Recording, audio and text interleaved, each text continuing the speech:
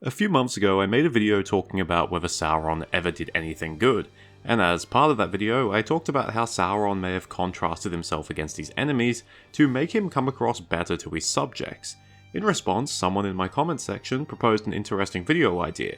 Did Gondor ever do anything bad? So in this video let's talk about Gondor and whether the most heroic nation of the Third Age ever committed some unspeakable deeds of their own. If this premise sounds far-fetched to you, I do want to point out that no one in Middle-earth, and in Arda, is above being corrupted and doing evil. After all, Morgoth was not evil in the beginning, neither was Sauron. Plenty of elves have committed evil deeds, and even the nation that Gondor came from, Númenor, could qualify as an evil nation by the end. Once paragons of virtue, the Númenorians had fallen far by the end of the Second Age. They practiced a particularly brutal form of colonialism, they took slaves, and even ended up practicing human sacrifice in the name of darkness. The Gondorians, however, were not really successors of this Númenor, but rather the old Númenor whose traditions were still being upheld by a group called the Faithful. Although the Faithful did practice colonialism, which led to feuds with the native men of Middle-earth, they didn't practice it in the same way as the King's Men. They didn't enslave the native men, nor do they seem to have exploited them. Our one first-hand glimpse of Faithful colonization shows them instead telling the natives that they must leave. This obviously isn't a nice thing to do, but in their defense, they only seem to have done this when it came to people who they believed as serving Sauron. So when Gondor was founded, they didn't inherit the brutal nature of the final years of Númenor. There is zero evidence that the Gondorian state practiced slavery or exploited its native subjects beyond, I guess, ruling over their lands. That being said, it wasn't perfect either. There is some evidence that Gondor, and Arnor for that matter, didn't really get along with some of their native subjects and neighbours. For example, the Gondorians feuded with the Men of the Mountains and some of the other native men of Gondor until they were conquered. These groups were collectively called the Pre-Númenorians, by the way. And the Arnorians feuded with the Hillmen of Rhudaur. In some cases, we know the root cause of these problems. The Men of the Mountains professed loyalty to Sauron, and were thus enemies of Gondor. But in other cases, we have no idea. It could be as simple as certain peoples wanting independence or being agitated by Sauron's servants. Or it could be as complex as Gondor and maybe Arnor being societies where one could be a second-class citizen in a way. Our evidence for this is Faramir saying that it was the stewards who started recruiting from the native men of Gondor who dwelt in the mountains and along the coast, which could imply that the kings never properly integrated them, or did not trust them, or did not believe them capable of serving in Gondor's armies.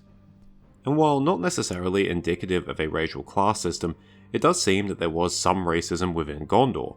If the kings of Gondor were not making use of the manpower of the Pre-Númenorians, that comes across as odd given that the Gondorians then allowed Northmen to serve in their armies. Remember, the Northmen were regarded as distant kin, whereas the Pre-Númenorians were not, at least for a long time, although one could make the argument that they definitely were. But then, even the Northmen weren't immune from possible racism. In the lead up to the Kinstrife Civil War, many Dúnedain in Gondor were not happy with the Northmen serving in the army and later settling in their land. One can easily make the argument that the Kinstrife was a racial civil war, King Eldacar being ousted from the throne due to his mixed heritage. That being said, one could argue that Castamir the Usurper was just interested in power, and that the whole race thing was just a scapegoat. But whether or not Gondor had something of a racial class system is mostly just speculation.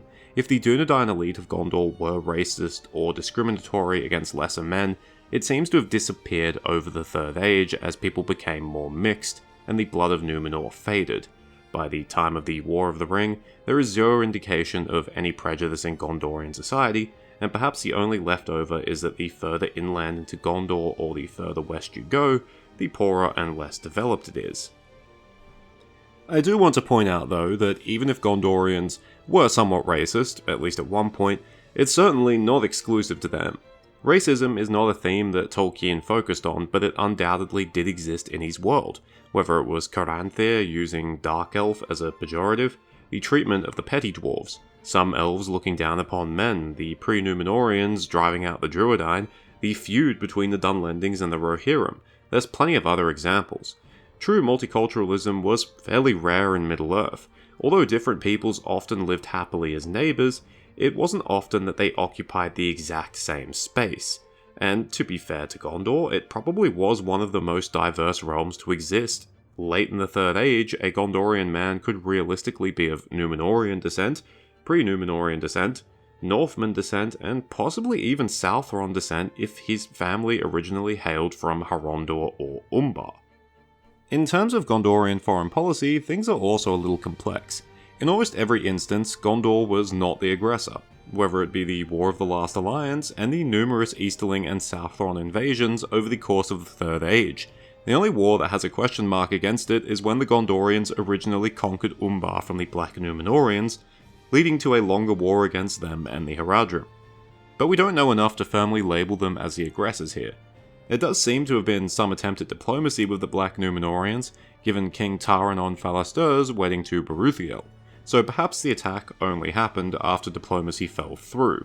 Also, at this point, the Black Númenorians and the Haradrim had already attacked Gondor before, so it's not like Gondor was starting some brand new conflict here.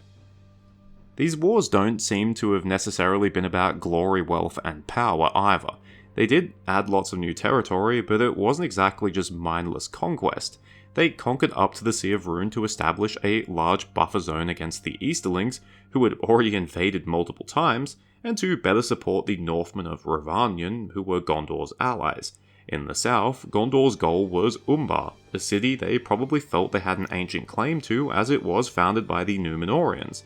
The conquest of the coast of Harad down to Umbar and up to the River Harnen seems to have been, once again, more about creating a buffer zone against its enemies and keeping a land route open to Umbar. In the east, we're told that Gondor did not colonize their new lands, and this was probably the case for the south as well, except for maybe Harondor, which Gondor fought over for a long time to come. When it came to the peace deals, Gondor also doesn't seem to have been that harsh. When Hiarmendikil I defeated the Haradrim, he demanded tribute from the various Haradrim kings, and took hostages to his court to ensure good behaviour, nothing really out of the ordinary. And despite the wealth and power that Hiarmendikil and his immediate descendants commanded, they don't seem to have went looking for new conquests. When the War of the Ring was over, Aragorn made peace with those peoples that he could, and released all of the prisoners of war. To be fair though, it definitely was not in Aragorn's best interest to continue hostilities. So in terms of foreign policy and domestic policy, it's hard to argue that Gondor were ever really the bad guys. While there might have been some racial problems within the kingdom, this certainly wasn't exclusive to Gondor, and the issues seem to have mostly been resolved by the end of the Third Age. As for external matters, Gondor was usually on the defense, and when it was on the offense, it was usually reacting to an earlier attack by its enemies. I also think we can say for certain that Gondor treated its defeated enemies far better than they would have treated it.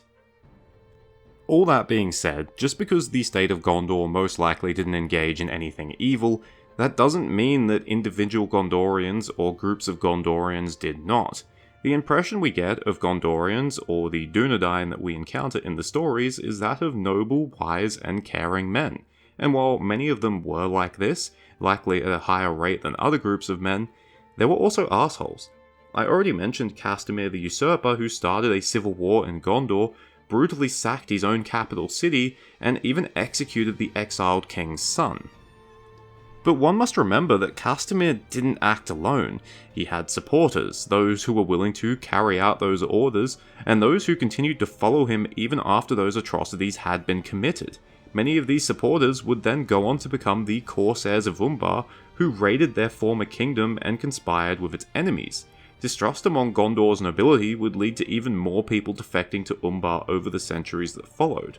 Oh, and speaking of Dunedain being willing to kill each other, let's not forget about Arnor's division and subsequent civil wars, which played a huge role in weakening the kingdom. And while Tolkien did abandon it, the new Shadow shows that Gondorians certainly weren't above dabbling in the dark. So while the state of Gondor may have had its hands relatively clean, that doesn't necessarily mean that all Gondorians did, and that evil deeds weren't committed in Gondor's name, either to foreigners, or even to other Gondorians. Thank you for watching. I hope you enjoyed it, or at least found it interesting. As with many topics I cover, Lotro, Lord of the Rings Online that is, actually did it first. In Gondor, there is a cult called the Withered Tree, which are pro-Sauron, or at the very least, anti-Denethor. and they attempt to aid Sauron's servants during the Siege of Gondor. Also, one of the sons of the Lord of Pelargir opens the gates to the Corsairs, which is why the city falls so quickly. Anyway, cheers, farewell, and remember, saying from my point of view Gondor is evil is probably still more valid than saying that about the Jedi.